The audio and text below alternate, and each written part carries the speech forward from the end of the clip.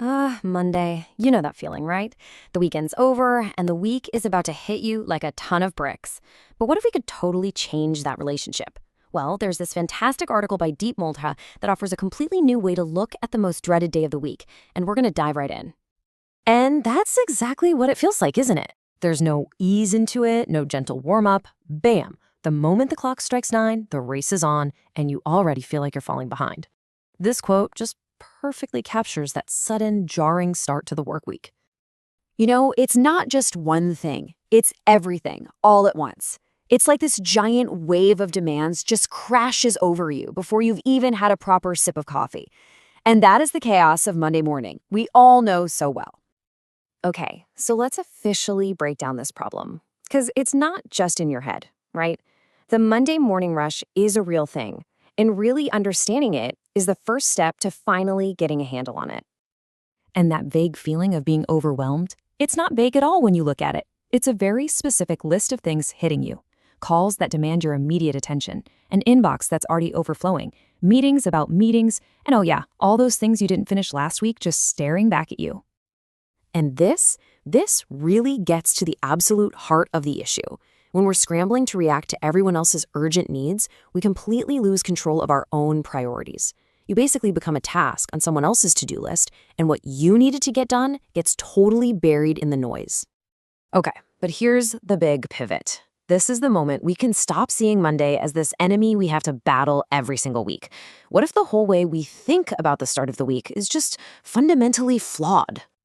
So let's explore that idea, the reframe. It's actually a pretty simple shift in how you see things, but it is incredibly powerful. It can change absolutely everything.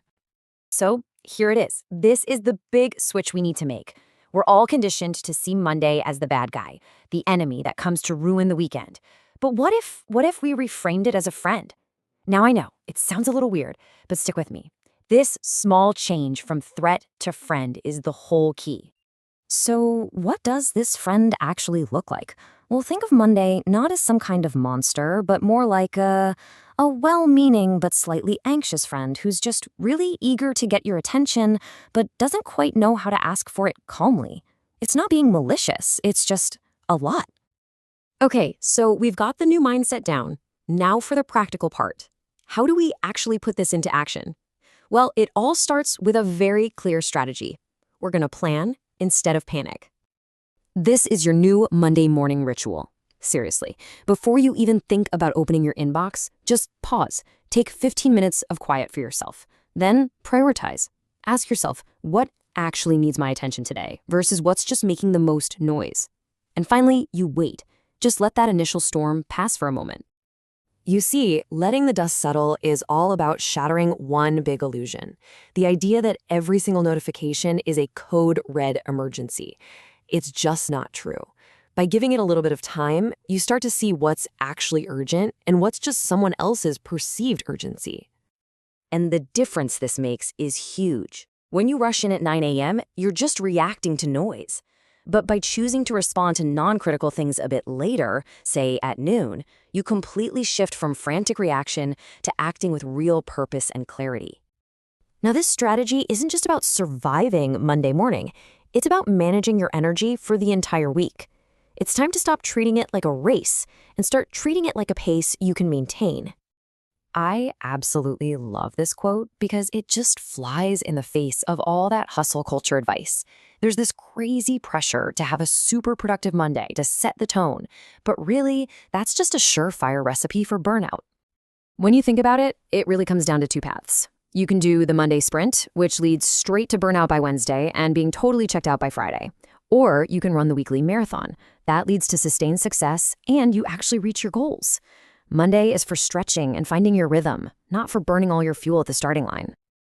And let's talk about something really important here, that weekend guilt.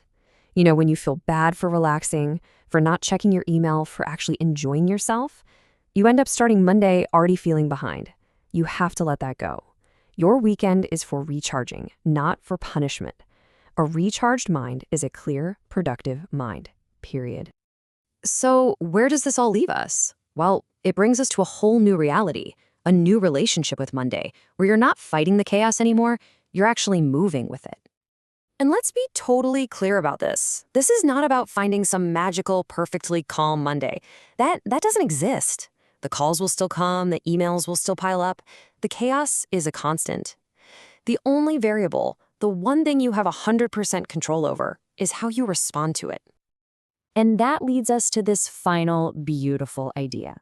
Don't run from the chaos. Don't try to fight it head on. Instead, learn its rhythm, anticipate its moves, and just dance with it. You can be deliberate and strategic right in the middle of the storm.